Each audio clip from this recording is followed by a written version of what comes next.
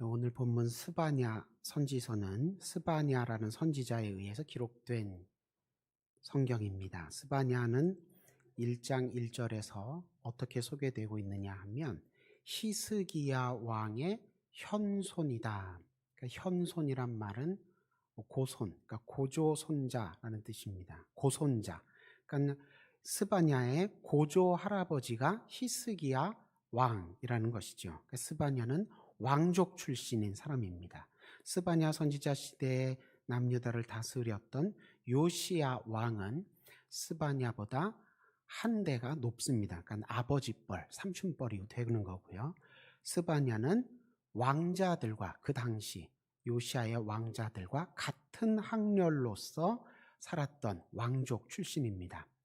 이 스바냐는 예언자로서 선지자로서 활동할 때에 이사야 선지자, 미가 선지자, 나훔 선지자와 함께 그 시대에서 활동을 했고요. 스바냐 선지자 직후에는 스바냐 선지자가 말씀 사역을 마친 직후에는 바로 이어서 예레미야 선지자가 활동을 시작하게 됩니다. 이 시기에 북왕국에서는 호세아 선지자와 아모스 선지자가 활동을 하면서 하나님의 백성들에게, 북이스라엘 사람들에게 회개를 하라고 전했고, 회개하지 않으면 심판이 임할 것이라고 경고했지만 북이스라엘 사람들은 불순종하여 끝내 심판을 맞게 됐습니다.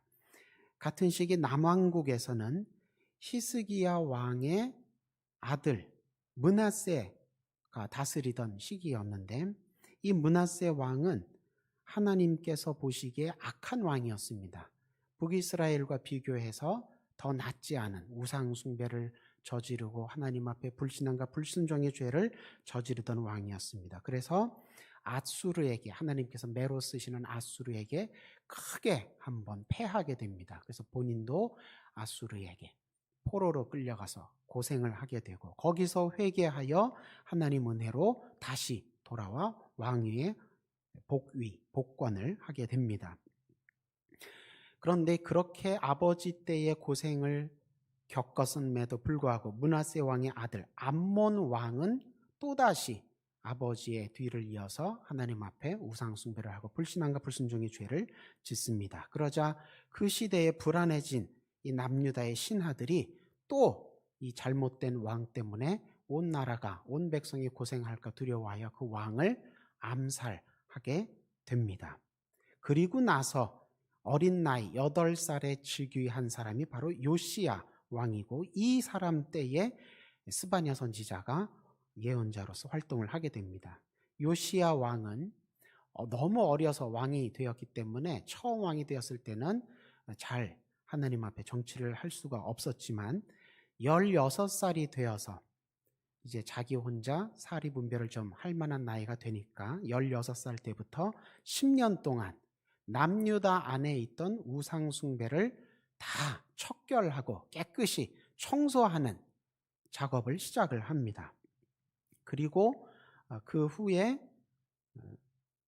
하나님의 성전을 보수하는 과정 중에 그 성전 안에서 율법책을 사람들이 발견하게 되는데, 아마 신명기 법전이었을 것으로 추정이 됩니다. 이것을 발견하게 되자 요시야 왕은 이 말씀대로, 율법의 말씀대로 온 나라가, 온 백성이 하나님 앞에 언약을 갱신하고 율법을 준수하는 삶을 살기로 다짐하며 그대로 실천하는 종교개혁을 계속 이어나가게 됩니다. 스바냐 선지자는 요시야 왕이 이렇게 종교개혁을 일으키기 직전에 활동을 했던 선지자입니다. 그래서 이 스바냐 선지서는 전체 내용을 한마디로 요약하자면 마치 요시야 왕의 종교개혁을 준비하는 듯한 내용입니다. 우상 숭배자는 모두 비록 하나님의 선민이라 할지라도 우상 숭배를 저지르는 사람은 모두 회개하지 않는 한 하나님의 심판, 하나님께서 심판하시러 오시는 날을 피할 수 없다라는 심판의 메시지, 회개를 강조하는 메시지를 전했던 것입니다. 스바냐의 메시지는 굉장히 서리빨같이 매서운데 이런 메시지를 전하는 이 스바냐 선지자의 이름, 스바냐라는 이름은 사실 굉장히 또 봄바람처럼 부드럽고 따뜻한 뜻을 가지고 있습니다. 스바냐라고 우리말로 음력되어 있는데 히브리어 발음으로는 세판냐라고 합니다. 야라는 말이 뒤에 붙었으니 여호와, 야훼, 여호와라는 뜻이 들어있는 것인데요. 야훼, 여호와께서는 사판, 숨기신다, 아끼신다, 보호하신다는 뜻입니다. 그러니까 여호와께서 자기 백성을 숨기신다, 아끼신다, 보호하신다는 뜻을 가진 이름이 세파냐, 스바냐 선지자의 이름입니다. 그러니까 이 선지자의 이름은 비록 회개하지 않은 자기 백성들을 향해 심판의 무서운 메시지를 주고는 계시지만 심판하러 오시기는 하지만 그 심판하시는 하나님의 마음이 어떠한지를 상징적으로 알려주는 이름이라고 할 수 있습니다. 하나님은 어떤 하나님이십니까? 죄에 대하여는 눈 감지 않으시고 모른 척하지 않으시고 심판으로 그 죄를 물으시는 공의의 하나님이시지만 하나님 마음은 어떠십니까? 미워하고 멸망시키려는 마음이 아니라 아끼시는 마음, 자기 백성을, 자기 자녀들을 보호하고자 하시는 마음을 가지신 은혜의 하나님이라는 것입니다. 오늘 우리가 함께 읽은 이 본문은 스바냐서의 결론 부분에 해당되는 내용입니다. 3장 9절에서 20절이 스바냐 선지서의 결론인데 회개와 심판의 메시지가 끝나고 치유와 회복의 메시지로 마무리되는 내용입니다. 하나님의 심판과 징계의 결과로 하나님의 백성들은 어떤 열매를 맺게 되느냐? 멸망이 아니라 하나님의 심판, 하나님의 징계로 말미암아 하나님의 백성들이, 유다 백성들이 우리가 이렇게 죄인이었구나, 우리가 하나님께로 돌아가야 되겠구나, 각성하고 성숙하게 되는 열매를 맺게 된다는 것입니다. 그래서 먼저 이 하나님의 백성들이 심판과 회개, 징계를 통하여서 회개의 열매를 맺고, 그래서 어떻게 됩니까? 9절에서 10절 보니까 예배가 회복된다, 믿음이 회복된다. 그리고 11절에서 13절에서는 생각과 말과 행동 가운데 하나님께 거역함이 없이 온전하게 하나님의 사람답게 변하게 된다. 그런 내용들이 스바냐서의 결론으로 나오고 있습니다. 그러면 그렇게 믿음으로 온전해진 하나님의 사람들은, 하나님의 백성들은 앞으로 어떻게 살아가게 되느냐? 그 모습이 오늘 우리가 함께 읽은 본문 14절에서 20절에 나오고 있는데요. 14절 보니까 하나님의 백성들이 어떻게 해야 한다고, 무엇을 하면서 살아야 한다고 가르쳐주고 있습니까? 기쁨과 즐거움으로 하나님을 찬양하며 살게 된다. 하나님의 백성들이 왜 기쁨과 즐거움으로 하나님을 찬양하게 되느냐? 단순히 심판과 징계가 끝나서가 아니라 너를 기뻐하시고 즐거워하시고 사랑하시는 하나님께서 17절 어디 계신다고요? 내 가운데 너와 함께 계시기 때문이라는 겁니다. 여기 너라고 하는 이 대명사는 우리말로는 잘 표현이 안 되고 있는데 히브리어에서는 이 대명사가 남성이 있고 여성이 있습니다. 여기 대명사는 여성입니다. 그러니까 하나님께서 시온, 예루살렘, 이 유다 사람들을 자기 딸처럼 여기셨다는 것입니다. 그래서 자기 딸을 아주 아끼고 귀하고 사랑스럽게 여기는 아버지처럼 그 아버지가 아버지 되신 하나님께서 너희 가운데, 너의 가운데, 너희와 함께 계시기 때문에 그래서 하나님의 자녀된 우리는 하나님으로 인하여 기뻐하고 즐거워하며 찬양하게 된다는 것입니다.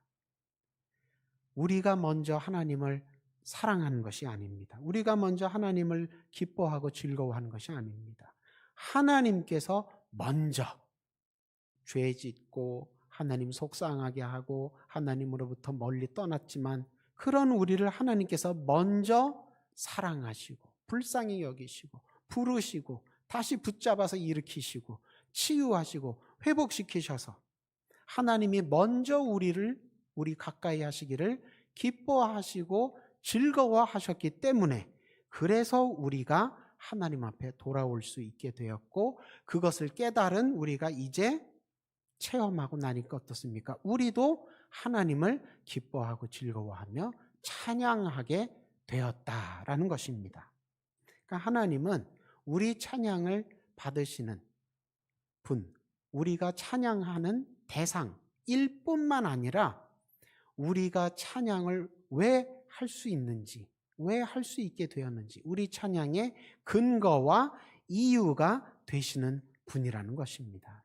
단순히 징계가 끝나고 고생이 끝나고 단순히 배부르고 등이 따뜻해져서가 아니라 나를 먼저 사랑하신 하나님께서 나와 함께 하시고 지금도 나를 사랑하고 계시는구나, 이것을 깨닫게 되니까 나의 모든 형편과 조건에 상관없이 나도 하나님으로 인하여 기뻐하고 즐거워하게 되는 것이구나, 그렇게 되었다는 것입니다.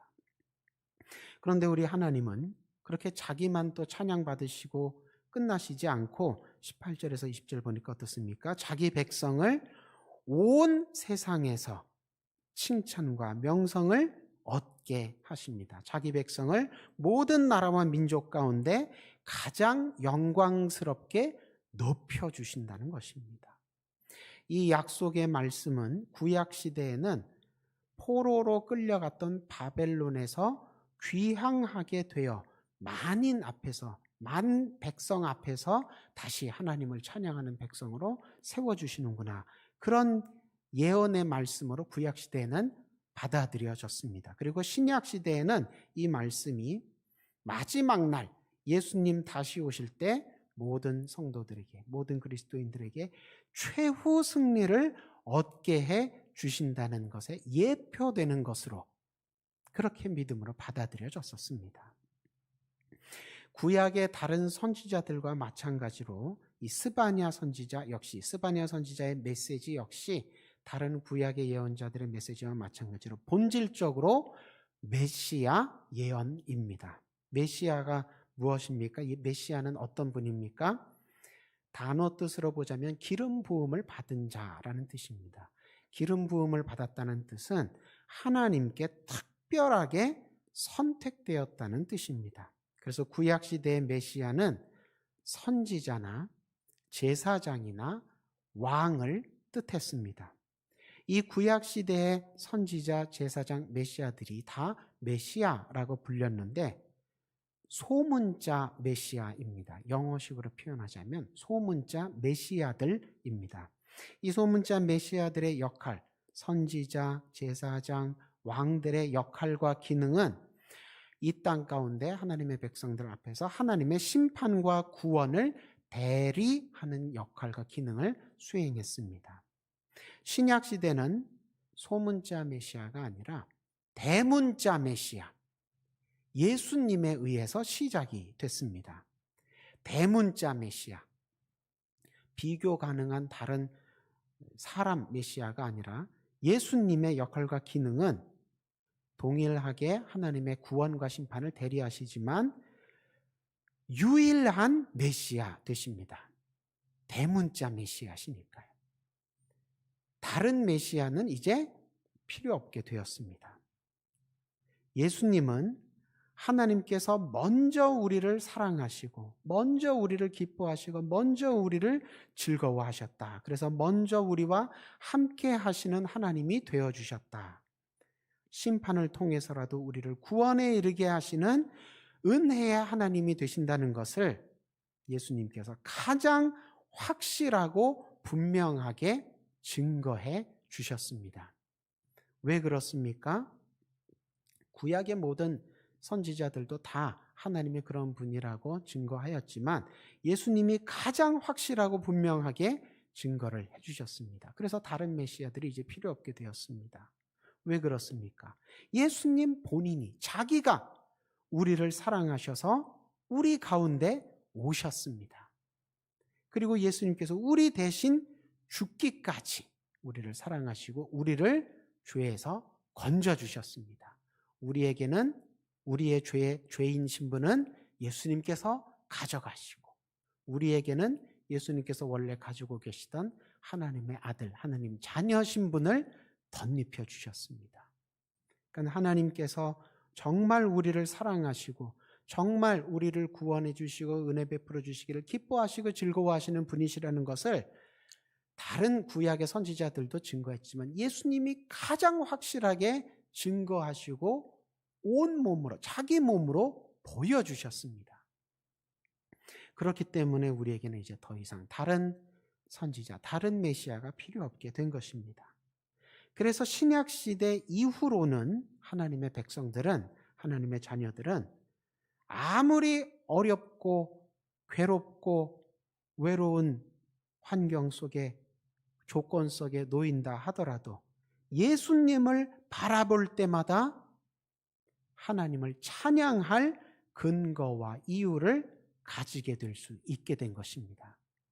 세상에서 우리에게 아무리 유혹과 시험과 고난을 많이 넘겨준다 하더라도, 많이 그런 것들이 우리를 공격하고 치고 흔들고 휩쓸려 가도록 하려 한다 하더라도 우리의 입술 가운데, 우리의 마음 가운데, 우리의 믿음 가운데 불평, 분만, 원망, 의심, 절망보다 하나님께서 나를 사랑하시고 나와 함께 해주신다는 찬양이 끊이지 않을 수 있는 이유는 무엇 때문입니까? 누구 덕분입니까?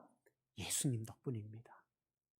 예수님께서 자기 온몸을 찢어 십자가에 달려 죽으심으로 피와 물 다 쏟을 때까지, 끝까지 죽음에 이를 때까지 십자가에서 내려오지 않으셨기 때문에 우리의 모든 죄를 예수님께서 가져가시고 우리에게는 하나님의 자녀되는 길을 열어주셨습니다. 그렇게 예수님께 우리가 사랑받은 존재이기 때문에 지금 당장 우리 눈앞에 어떤 고난의 환경과 조건이 펼쳐진다 하더라도 거기에 속지도 않고 지지도 않고 하나님을 향해 믿음으로 찬양하며 나아갈 수 있게 되었다는 것입니다. 바울은 로마서 8장 35절에서 39절에서 이 같은 믿음의 고백을 이렇게 표현하고 있습니다. 누가 우리를 그리스도의 사랑에서 끊으리요? 환난이나 곤고나 박해나 기근이나 적신이나 위험이나 칼이랴. 기록된 바 우리가 종일 주를 위하여 죽임을 당하게 되며 도살당할 양같이 여김을 받았나이다 함과 같으니라. 그러나 이 모든 일에 우리를 사랑하시는 이로 말미암아 우리가 넉넉히 이기느니라. 내가 확신하노니 사망이나 생명이나 천사들이나 권세자들이나 현재일이나 장래일이나 능력이나 높음이나 깊음이나 다른 어떤 피조물이라도 우리를 우리 주 그리스도 예수 안에 있는 하나님의 사랑에서 끊을 수 없으리라. 이 하나님의 사랑을 스바냐 선지자를 포함해 많은 구약의 선지자들도 다 전했지만 예수님께서 자기 몸을 직접 희생하며 가장 분명하게 보여주시고 알게 해주셨다는 것입니다.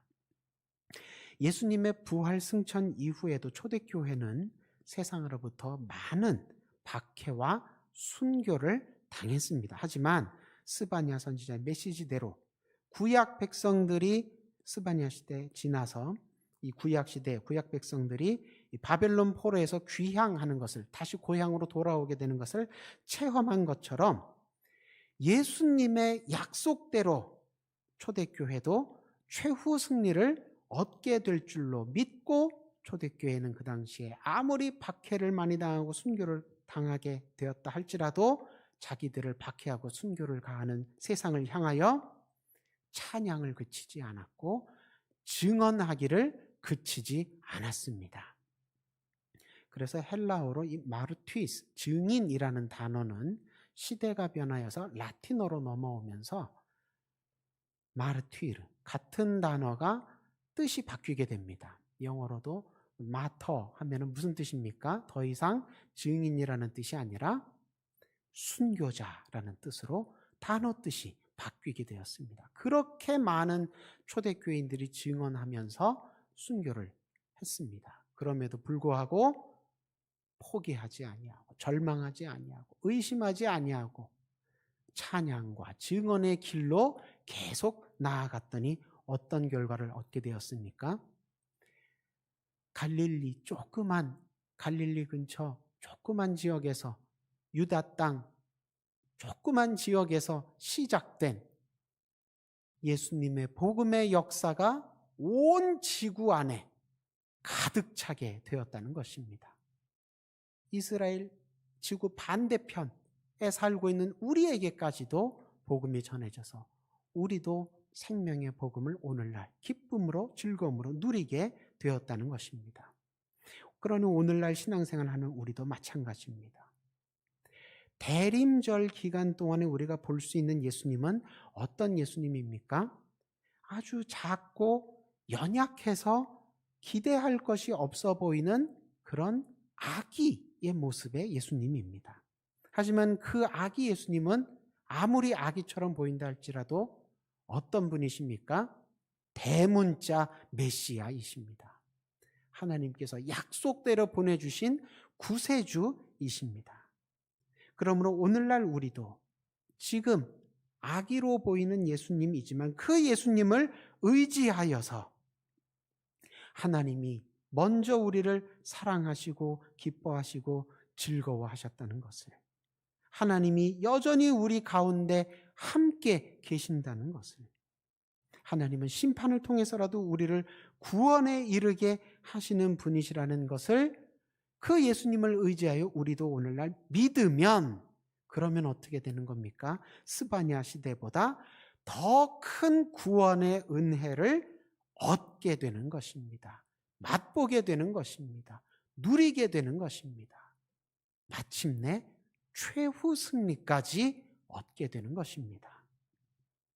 우리에게 큰 구원의 은혜를 즐겨 베푸시는 하나님으로 인하여 세상에서 아무리 많은 고난과 유혹과 시험에 부딪힌다 하더라도 그런 것들에 속지도 마시고 지지도 마시고 하나님으로 인하여 기뻐하고 즐거워하고 찬양하는 대림절 셋째 주간 보내시기를 주님의 이름으로 축원합니다.